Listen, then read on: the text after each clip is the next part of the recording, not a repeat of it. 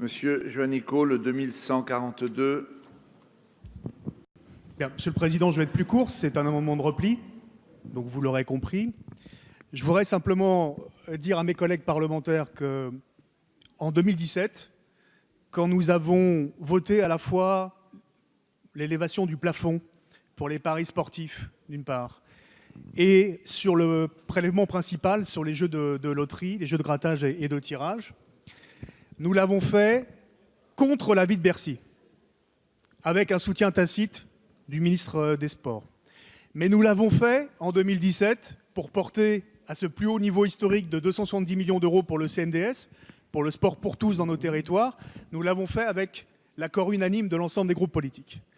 Donc, tout ce qui pourra être voté à partir de maintenant, qui est mieux que 15 millions d'euros simplement 15 millions d'euros supplémentaires, et je l'ai montré, c'est pas 15 millions, mais en fait c'est moins 55 millions d'euros sur 2 exercices budgétaires. Tous les amendements qui permettront d'améliorer, d'aller vers 15, 30, voire 60 millions d'euros, je vous incite à les voter. Vous êtes tous dans les circonscriptions, vous allez dans les assemblées générales de vos clubs sportifs.